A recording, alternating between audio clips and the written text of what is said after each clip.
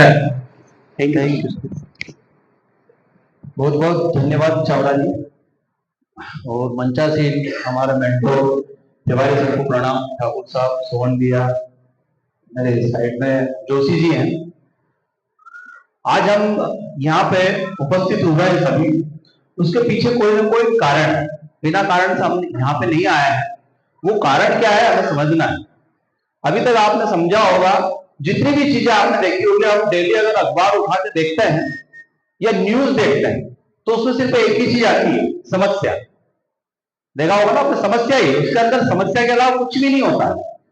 आए दिन इंस्टाग्राम पे, व्हाट्सएप पे या जितने भी सोशल मीडिया है उस पर एक ही चीज चलती है कि आज उसको अटैक आया, आज वो मर गया, आज छोटा बच्चा था, बड़ा था, मतलब कि नाना प्रकार की समस्या, सिर्फ समस्या और समस्या, इसके अलावा कुछ भी नहीं आता उससे।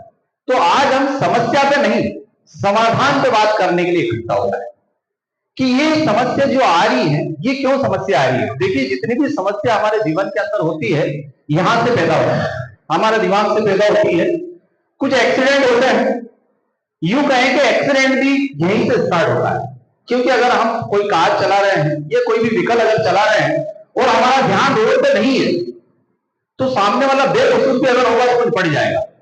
तो कारण क्या हो रहा है कि हम यहीं से संचालित हो रहे हैं। तो इसको हम देख क्या रहे हैं, ये बड़ी पावरफुल चीज होती है।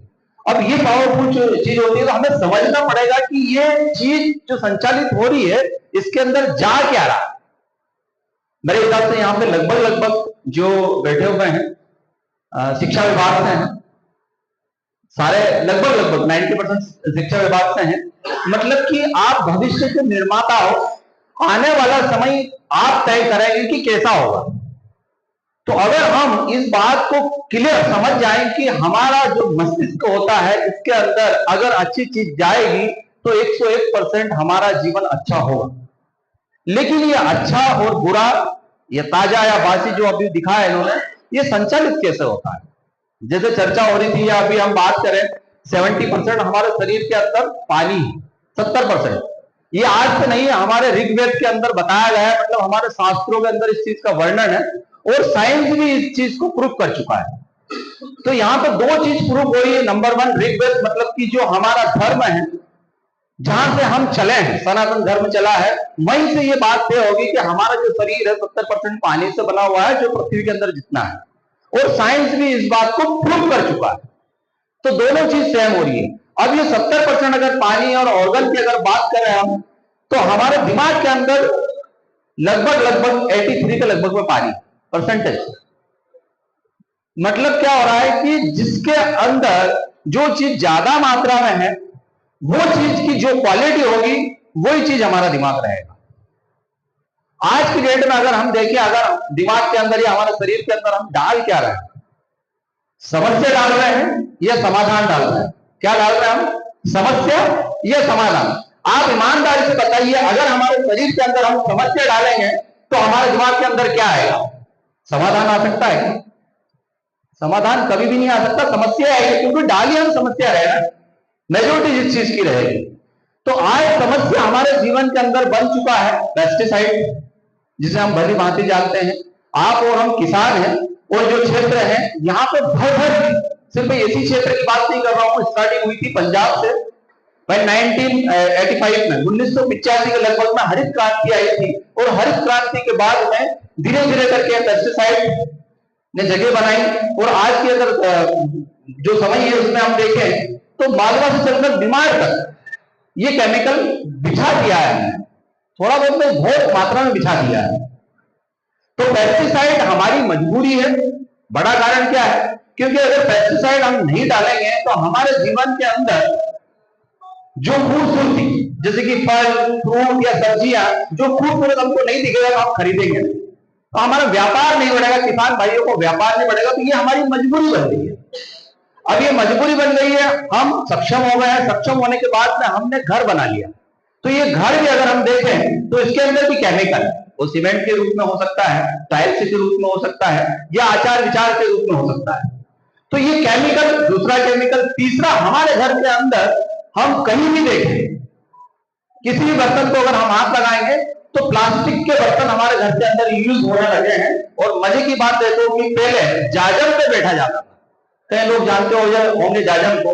अभी हम प्लास्टिक चेयर पे बैठे हुए, अगर इससे हम उठेंगे तो करंट लगता है, एक दूसरे को टच करेंगे। तो आप कल्पना कीजिए कि हमारे घर पे, मतलब खेती की अगर बात करें हम, तो केमिकल, घर में आए तो केमिकल, जिस बर्तन के अंदर हम भोजन कर रहे हैं वो प्लास्टिक का, मतलब वो भी क्या होगा, केमिकल। दूसरा, जब से हम सक्षम हो गए, जब से हमारे अंदर सक्षमता आई है, सक्षमता का मतलब यह है कि जो चीज हमें आवश्यकता है उस चीज को हमने विद इन सेकेंड, जब चाहा तब खरीद लिया या जब चाहा तब कर लिया।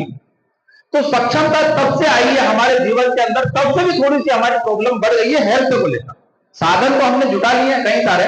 पहले मैं ये नहीं बोल रहा हूं कि वो चीज गलत है, बट कहीं ना कहीं वो चीज हमारे जीवन के अंदर साइड इफेक्ट कर रही है। क्या साइड इफेक्ट कर रही है उसको हम समझते हैं। अगर आपके गांव के अंदर 300 घर है या 1000 घर है, तो आप एक्सेप्ट करते हो कि 1000 शौचालय आपके घर पे बने हुए हैं? 100%। 300 घर है आज गांव के अंदर, तो 300 शौचालय, मतलब कि प्रति घर, हर एक घर के अंदर एक शौचालय है। तो ये बहुत अच्छी बात है कि हमने स्वच्छता अभियान के तहत वो बनाया, हमारी मजबूरी भी है, करना भी पड़ेगा हमको। उसको क्लीन कैसे करते हैं, कैसे साफ करते हैं उसको? बाय एसिड, उसके अलावा तो कोई ऑप्शन है नहीं।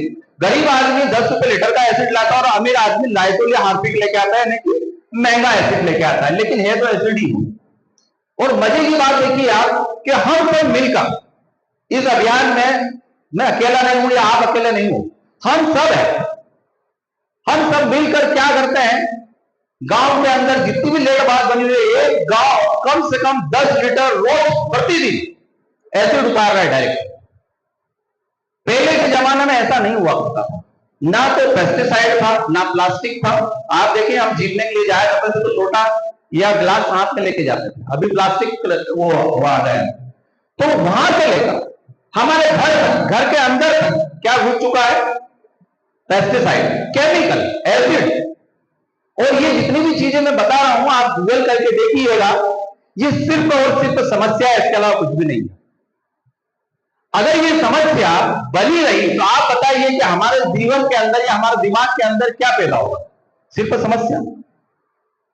जापानीज लोगों को आज से 70 साल पहले इस बात का ज्ञान हो गया था, 1945 में, यानी कि 1945 में जब परमाणु हमला हुआ था, तो उन्होंने इस चीज को पकड़ा था कि यार ये चीज को हम कैसे करेक्ट करें। जब रिसर्च करी तो उन्होंने और मतलब कि इसका इन्वेंशन 1974 में, 1974 में ये बना लिया गया था डिवाइस कि ये क्या करेगा, समस्या, मतलब कि जितने भी केमिकल या पेस्टिसाइड होगा उसको क्या कर देगा, सेपरेट कर देगा, उस पानी को उस पोजीशन पे लाकर खड़ा कर देगा जो पानी परमात्मा ने हमको दिया है। आप और हम बहुत अच्छी से तरह जानते हैं, हम धार्मिक स्तर पर बैठे हुए हैं कि हमारे भारत के अंदर या इस पृथ्वी के अंदर जितना भी जल है, कौन सा जल है, कोई बता पाएगा कौन सा जल है? हमारे पूरे पृथ्वी के अंदर कौन सा जल है? पीने के लिए जल नहीं था, भागीरथ जी ने तपस्या करी तब जाके जल हमारे पृथ्वी पर आया, यानी कि गंगा जी का जल है। अगर आप ये बोलते हो ना कि मेरे घर पे बोरिंग का जल है, बोरिंग का जल भी वो गंगा जी का पानी है। इस पृथ्वी के अंदर जितना भी जल है वो सब गंगा जी का जल है। लेकिन उस गंगा जी के जल में ऋषिकेश से थोड़ा आगे निकलते हैं तो नदी के अंदर तो हमने क्या कर दिया, गटर मिला दी। थोड़ा और आगे निकलते तो अलग अलग तरह के हमने केमिकल उसके अंदर डाल दिए। अब जो पानी हमारे यहाँ पे गंगा जी का जल था आज से 50 साल पहले, जो बीमारियां आज हमको हो रही वो इतनी नहीं थी। कारण क्या था कि गंगा जी का जल हमारे झीरी, मतलब थोड़ा सा हम गड्ढा खोदते थे, वहां से पानी निकलता था और हम पीते थे, झीरी बोलते हैं गांव में, वो पानी पीते थे, केमिकल फ्री वाला पानी था। अब आप कल्पना कीजिए कि ये जो पानी है गंगा जी का पानी आज से 50 साल पहले गांवों के अंदर था, अब हमने उसके अंदर क्या मिला दिया, पेस्टिसाइड, प्लास्टिकरण, सीमेंटीकरण, इतने खतरनाक तरीके से जहरीले केमिकल हमने डाल दिए हैं कि आज की डेट में वही पानी जिसे हमारे शास्त्रों के अंदर बताया गया है कि जल ही जीवन है, वो जल आज हमारी क्या ले रहा है, जान ले रहा है। उसी जल से हमको अटैक आ रहा है। मैं ये नहीं बोल रहा हूं कि आपके यहाँ का जल खराब है या हमारे यहाँ का जल खराब है, लेकिन वास्तविकता ये है कि इस ब्रह्मांड के अंदर यानी कि सृष्टि के अंदर जो भी चीज है वो बिना ब्रह्मा जी के नहीं यहाँ पे आई है। तो मतलब क्या होगा कि हमारे जीवन के अंदर अभी पेस्टिसाइड घुल चुका है, और इस पेस्टिसाइड को अगर हमने नहीं निकाला तो ये पेस्टिसाइड छोटी मोटी बात नहीं है, ये पेस्टिसाइड एक समस्या है, और इस समस्या को हमको क्या करना पड़ेगा, खत्म करना पड़ेगा, यानी कि समाधान की तरफ ले जाना पड़ेगा। अगर ये पेस्टिसाइड, अगर ये केमिकल इस छोटे से इंस्ट्रूमेंट के माध्यम से समाधान में परिवर्तित हो जाए तो आप बताइए कि इसकी कीमत क्या होनी चाहिए, क्या होनी चाहिए इसकी कीमत। मतलब एक जीवन के अंदर हर पल, हर एक कदम पर समस्या समस्या समस्या और समस्या, उस समस्या को क्या किसमें कन्वर्ट कर रहा है ये छोटा इंस्ट्रूमेंट, समाधान है। तो आप बताइए कि क्या ये हमारे घर को होना चाहिए, नहीं होना चाहिए? क्या आने वाले समय के अंदर ये हर घर की जरूरत रहेगी या नहीं रहेगी? तो अगर आप यूजर हैं, अगर इस मशीन को आप यूज कर रहे हैं तो ये बहुत जरूरी है ये बात समझना हमको। और अगर आप यूजर और साथ में इसका व्यापार करना चाहते हो तो आपको ये भी जरूरी मानना पड़ेगा या जरूरी समझना पड़ेगा कि इसका भविष्य क्या है, भविष्य के अंदर इसकी व्यापार की स्थिति क्या है। अगर हम ये दो बातों को समझ लेंगे तो आप जो भी व्यापार कर रहे हो, जो भी बिजनेस कर रहे हो, कैलकुलेट करना या हिसाब किताब लगा लेना, मैं गारंटी से बोल सकता हूं कि ये सब व्यापार से ऊपर जाने वाला व्यापार है। क्योंकि आने वाले समय के अंदर आपके पास में साधन और धन की कमी नहीं रहेगी। आज बताओ आप साधन की कमी है क्या? पहले हम बस से धार से आते थे तो सुबह से शाम हो जाती, 2-3 घंटे रोड भी सही नहीं हुआ करती। जब इंदौर से जब अवधेरा आना होता था हमको तो कम से कम 4.5 घंटे लगते, और उसमें भी कोई गारंटी नहीं थी। आज अगर कोई अच्छा ड्राइवर हो तो मात्र 50 मिनट या 55 मिनट या 1 घंटे के अंदर अंदर इंदौर पहुंच जाता है। क्या हुआ है? साधन, साधन है। साधन कहां से है? हमारे पास में धन है। तो आने वाले समय में ना तो साधन की कमी रहेगी ना धन की कमी रहेगी। कमी सिर्फ हमारे जीवन के अंदर रहेगी तो वो अच्छे स्वास्थ्य की रहेगी। क्या आज आपके पास में अच्छा स्वास्थ्य है? आप बोल सकते हो दावे के साथ में कि हाँ मेरे घर पे एक भी एसिड की गोली नहीं ली जाती है, एसिडिटी की गोली नहीं ली जाती है, मेरे घर में एक भी थायराइड की गोली नहीं है, मेरे घर पे कोई बीपी की गोली नहीं है, मेरे घर पे किसी प्रकार की कोई टैबलेट यूज नहीं की जा सकती, या मैं दावा करता हूं कि आने वाले 5 साल के अंदर अंदर मेरे घर पे कोई भी किसी भी प्रकार की दवाई गोलियां नहीं ली जाएगी। आप कर सकते हैं दावा इस बात पर? नहीं। वास्तविकता हमको दिख रही है, और जब ये वास्तविकता दिखती है तब हमें किसी समाधान पे पहुंचना पड़ेगा। और अगर हमने समय रहते हुए अगर किसी समाधान पे नहीं पहुंचे तो यकीन मानिए हम जो एंजॉयमेंट के लिए जो धन अर्जित किया है उस धन को हमें हमारे शरीर के लिए लगाना पड़ेगा। एक कवि, नाम नहीं पता मुझे, वो मनुष्य तो मूर्ख बोलता है। अजीब बात है, बोले मनुष्य तो मैं भी। क्या बोलता है वो? बोले मैं अपने आप को मूर्ख बोल सकता हूं, आम सभा को तो नहीं बोल सकता हूं, मैं मनुष्य हूं, मैं अपने आप को मूर्ख समझता हूं। आप बात सुनिएगा, परिवार से सुनिएगा उसकी मूर्ख की, कि पूरे जीवन काल मैं धन अर्जित करता हूं, पूरे जीवन काल बच्चों से अलग रहता हूं, बीवी से अलग रहता हूं, परिवार से अलग रहता हूं, गांव से अलग रहता हूं, देश छोड़ के विदेश जाता हूं, और पूरे जीवन काल में धन अर्जित करता हूं। 60 से 70 साल की उम्र तक मैं धन अर्जित करते रहता हूं, धन अर्जित करते रहता हूं, और 60 से 70 साल के बाद मैं उसी धन को मेरे शरीर को कैसे बचाऊं उस पर खर्च करता रहता हूं। मतलब कि 70 साल तक मैंने धन अर्जित किया, और वो अर्जित करने के बाद फिर मेरे शरीर पे मैं खर्चा करता हूं उस शरीर को बचाने के लिए। तो मुझसे बड़ा मूर्ख इस जीवन के अंदर कोई भी नहीं है। तो क्या ये बात हम पे लागू होती है? अगर होती है तो एक जोरदार क्लैपिंग, अगर नहीं होती है, मानते हो इस चीज को? आप, छोटी सी बात है, अगर मेरे पास में 100 करोड़ है, 100 करोड़ है मेरे पास, 1000 करोड़ है। अभी रिसेंटली एक बहुत दिग्गज शख्स हमारे बीच से गए हैं, आदरणीय रतन टाटा साहब। बहुत देश के लिए उन्होंने बहुत बड़ा काम किया है। इससे पहले राकेश झुंझुनवाला, उनके स्टेटमेंट अगर हम सुनेंगे तो मिल जाएंगे। जिनके पास में यही पता नहीं, भाई साहब अगर आप गुणा करोगे, मैं गारंटी से बोल सकता हूं जो मैं आंकड़ा बोलने जा रहा हूं उसका शून्य आप मुझे बता देना कितने शून्य होता है। 7 लाख 60,000,000,000 60,000 7,00,000,000,000 60,000 वो दान करके गए हैं। बताओ कितने होते हैं? मैंने कैलकुलेट किया था, पता है, अगर 50 लाख रुपए बीघा की जमीन रही ना, 50 लाख रुपए बीघा, तो 14 लाख बीघा जमीन खरीद सकते हैं आप। मतलब लगभग इंदौर इधर गुजरात आ जाए पूरी पट्टी। कल्पना कर रहे हो आप? इतने पैसे तो वो दान करके गए। और क्या बोल के गए कि सबसे बड़ा अगर कोई धन है तो वो क्या धन है? शरीर है। इस धन को अगर हमने संभाला नहीं तो आए और चले गए। हर किसी की यही कहानी है। ऐसा नहीं कि ये पानी हम पी रहे हैं तो हम हजारों अरबों खरबों साल तक जिंदा रहे। परमात्मा की कुछ ऐसी व्यवस्था है कि कोई भी यहां पे नहीं रुकेगा। लेकिन जो रतन टाटा साहब करके गए, मुझे नहीं लगता कि कोई शायद शख्स ऐसा होगा जिसने अपने स्टेटस पे नहीं लगाया होगा। मैं तो जितने भी दोस्तों को जानता हूं या मेरे नंबर जिनके भी सेव है, जिनका स्टेटस देखा था मैंने उस दिन, हर किसी के सिर पर रतन टाटा साहब, रतन टाटा साहब, रतन टाटा साहब को 1 ग्राम हो, 2 ग्राम हो या इंस्टाग्राम हो, हर किसी पे क्या था? रतन टाटा। क्यों था? क्या कारण था? क्या कारण था? बड़ा कारण था साहब कि उन्होंने खुद के लिए कब, समाज के लिए, देश के लिए वो ज्यादा दिया। ये कारण था। इसलिए जो कोई बंदा नहीं जानता था, जिसको पता ही नहीं था कि रतन टाटा है कौन, जब उस दिन उसने स्टेटस देखा ना, हर किसी को उसका कि यार रतन टाटा का स्टेटस ये है कौन रतन टाटा, तो गूगल में उसके बारे में जानकारी निकाली गई। और आप हैरान होंगे, जिस दिन रतन टाटा साहब मतलब इस दुनिया से गए थे उसके अगले दिन सबसे ज्यादा गूगल में सर्च हुए, आप चेक कर लेना। वो आज रतन टाटा कौन थे? मतलब जो लोग नहीं जानते थे उनको, जिन्होंने नाम नहीं सुना था, जाने अनजाने में, क्योंकि जो नई उम्र के बच्चे होते हैं वो अपनी दुनिया में मस्त रहते हैं, तो हो सकता है कि उन्होंने उस लेवल पे उनका नाम नहीं सुना हो।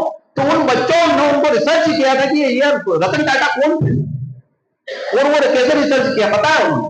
जब हर किसी के स्टेटस पे लगे रतन टाटा, रतन टाटा, रतन टाटा, तो कल्पना कीजिए कि उन्होंने एक अपनी इतनी बड़ी संपत्ति दान करने के बाद में इतना बड़ा अगर नाम किया है, तो क्या कारण था उसका? क्योंकि उनके दिमाग के अंदर सिर्फ एक ही चीज थी, पता है क्या था? समाधान, समाधान और सिर्फ समाधान। समाधान के अलावा उनके पास कुछ था ही नहीं। हमारे पास क्या है? क्या है हमारे पास? हमारे पास क्या है? कितने समझदार हो आप? हमारे पास, हमारे जीवन के अंदर समस्या है। हमारे पापा समस्या है, हमारा बेटा समस्या है, हमारे घर वाले समस्या है, 2 लाख की मशीन है, अरे 2 लाख की क्यों बने यार, 10,000 की होती, 3 लाख समस्या है। हमारे पापा ने हमको गाड़ी ला के दी थी, हमारा जीवन अच्छा नहीं है, समस्या है। आज इसका ये हो गया है, समस्या, आज इसका वो हो गया है, समस्या है, आज हम काम नहीं करेंगे, आज हमारे अंदर ये चीज है, समस्या, समस्या और सिर्फ समस्या। ईमानदारी से बताऊं, आपके जीवन में अगर समस्या रही तो आप खुद एक समस्या हो, और समस्या पर कोई भी ध्यान नहीं देता। जीवन में कभी आप किसी के स्टेटस सुनने लगोगे, बहुत दूर की बात नहीं बता रहा हूं, दूसरे लोगों को तो छोड़ दो, आप जो घर वाले हैं ना, वो भी स्टेटस में नहीं लगाएंगे आप। कारण? क्योंकि समस्या है भाई साहब, समस्या को कोई भी नहीं सुनना चाहेगा। समाधान वही है। जीवन के अंदर अगर कुछ करना है तो समाधान बनकर ही कर सकते हैं। आज हम एक क्रांति लेके आए हैं। क्रांति का इसलिए नाम दे रहे हैं कि क्रांति है, ये छोटी मोटी चीज नहीं है। हो सकता है कि एक छोटे से हाल में कर रहे हैं, एक छोटे से शहर में कर रहे हैं, तो आपको ये छोटी सी चीज लग रही हो, ये छोटी सी चीज नहीं है। मैं पिछले 5 वर्षों से इस चीज को जान रहा हूं, और पिछले 5 वर्षों में मैंने जो चमत्कार देखे हैं, यूं कहें कि साक्षात प्रभु के दर्शन हुए हैं। अगर प्रभु के दर्शन करना है 2,78,500 में, तो सबसे सरल रास्ता है, अध्यात्म की तरफ ना जाते हुए, या अध्यात्म का अगर आप में मन नहीं लग रहा तो 2,78,500 की फीस दीजिए और सुबह डेली इसका पानी पीजिए। मैं दावे से बोल सकता हूं 3 साल के अंदर अंदर आप स्वयं बोलोगे कि मुझे प्रभु के दर्शन हो गए हैं, और मजे की बात है इसके रूप में होगा है। ये गंगा जल छोटी मोटी चीज नहीं है भाई साहब, बहुत बड़ी चीज है। हम एक ऐसा काम करने जा रहे हैं, हम एक ऐसे व्यापार में है, हम एक ऐसे मिशन में है जहां पे कोई जाति नहीं, कोई धर्म नहीं, हर एक चीज हम राष्ट्र के लिए कर रहे हैं। अभी परसों जो नेताजी आए थे उनके साथ में हमारा आदरणीय सोनगरा जी है, जो राजपूत राष्ट्रीय करनी सेना के राष्ट्रीय महासचिव। मेरी प्रोफाइल को मैंने कल ही चेंज किया है और वो बात मुझे कल समझ में आई, जबकि मैं पिछले 5 वर्षों से उनके साथ में कार्यरत काम कर रहा हूं, उनके विचारों को सुनता हूं, लेकिन कुछ बात ऐसी होती है जो समय रहते समझ में आती। उन्होंने बोला कि हम राजपूत नहीं राष्ट्रपुत्र है। राष्ट्रपुत्र हर कोई हो सकता है। राष्ट्रपुत्र के अंदर सारी समाज आती है और सारी समाज में राष्ट्रपुत्र समाज आता है। कोई समाज कोई धर्म नहीं होता उसके अंदर। तो हम एक मिशन पे है, राष्ट्रपुत्र मिशन पे है। जरूरी नहीं है कि हम आर्मी में जाकर ही देश की या देश के ऊपर बलिदान हो तभी हम बोले कि नहीं यार ये देश के लिए काम कर रहा है। जरूरी नहीं होता है। आप ये काम करके भी आपके आसपास में जितने लोग हैं उनको पानी पिला के, जो बीमार लोग हैं उनको पानी पिला के अच्छी दुआएं ले सकते हो आप। ये भी तो एक राष्ट्र का ही काम है, ये भी तो एक देश का ही काम है। तो हम जिस मिशन में जुड़े हुए हैं वो मिशन साधारण मिशन नहीं है, कमीशन का मिशन नहीं है, ये एक अलग ही मिशन है।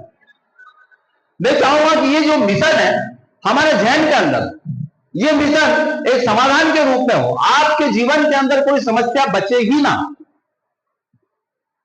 बहुत बड़ी चीज मैं बता रहा हूं आपको। अगर हम धर्म की बात करें, यहां पे रामायण जी चलती है और हमारे हिंदू धर्म सनातन धर्म के अंदर हनुमान चालीसा, सुंदरकांड और रामचरितमानस, इसको बार बार रिपीटेशन के लिए बोला जाता है। आपने देखा होगा कि अगर रामायण जी चल रही है तो रिपीटेशन होता है, हर बार चलती है। क्यों चलती है, क्या कारण है? इसलिए कि धर्म का प्रचार हो रहा है।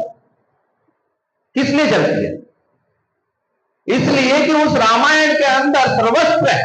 इस ब्रह्मांड के अंदर जितनी भी समस्या है उस समस्या का समाधान बताया गया है। स्वयं भगवान ने बताया गया है कि अगर मैं नारायण हूं और इस मृत्युलोक में आया हूं तो मुझे भी वो सब कार्य करना पड़ेगा और जितनी भी मुझे मुसीबत आई है उस मुसीबतों का मुझे सामना करना पड़ेगा और सामान्यता करना पड़ेगा। जिस तरीके से आप करते हो उसी तरीके से मुझे भी करना पड़ेगा। ये प्रत्यक्ष प्रमाण उन्होंने उसके अंदर दिया है और ये प्रमाणित है। इसके अंत मिले हैं। कई साइंटिस्ट इसके पीछे पड़े थे और अभी अंत में मिलने लगे उसके। तो आप कल्पना कीजिए कि अगर रामायण के अंदर हमें कोई मैसेज मिल रहा है तो मैसेज क्या हो सकता है? हमारे बीच में मेडिकल फील्ड से ऑफिसर हैं, तो मैं चाहूंगा कि सर प्लीज आए स्टेज पे और आपका बहुत बहुत स्वागत है। डॉक्टर साहब का प्लीज मंचासीन हो जाइए। सर का स्वागत, आइए सर प्लीज। साथियों जोरदार तालियां।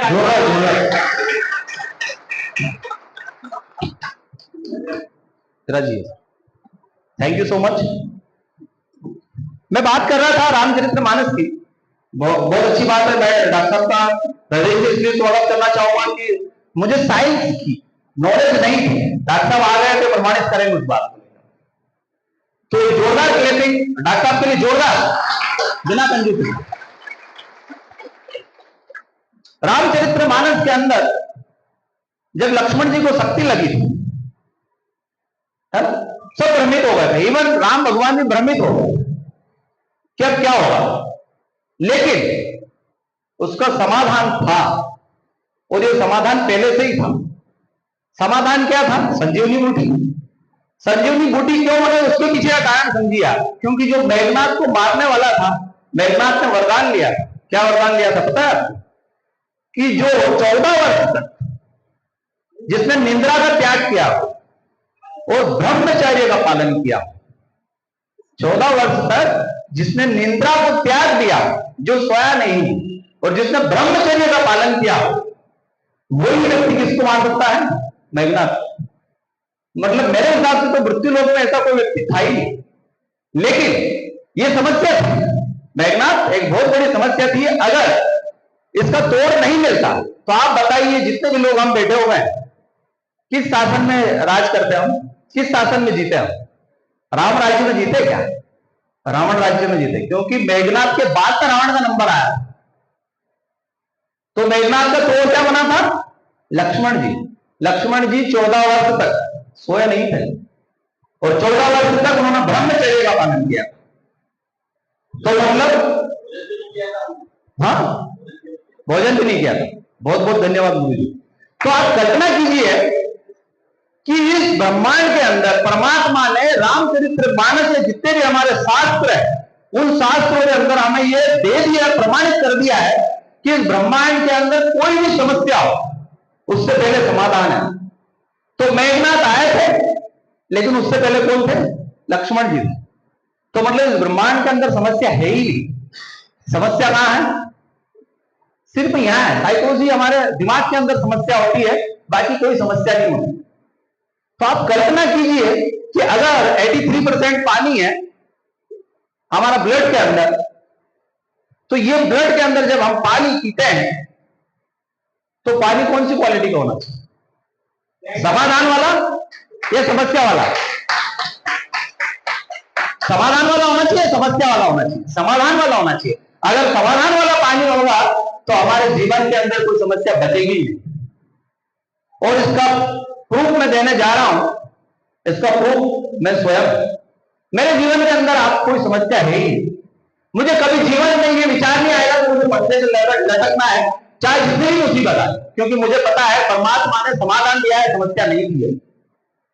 अगर हमने एक चीज समझ ली कि हमारे जीवन के अंदर सिर्फ और सिर्फ समाधान है, तो समाधान ही है। अगर आपने समझ लिया कि समस्या तो समस्या ही है, तो ये 2 से 5 देने के बाद में अगर हमारा दिमाग स्वस्थ हो जाता है, हमारे दिमाग के अंदर कोई समस्या नहीं बनती है, तो भाई साहब दुनिया का सबसे सस्ता सौदा है, सबसे सस्ता। इससे सस्ता कुछ भी नहीं मिलेगा। तो बहुत बहुत धन्यवाद, आपने मुझे इतना समय दिया। फ्यूचर की भी बात करना है, लेकिन मैं चाहूंगा कि हमारे मेंटोर, हमारा आदरणीय मनोज तिवारी सर हमारे बीच में है। एक जोरदार क्लैपिंग चाहूंगा उसके लिए।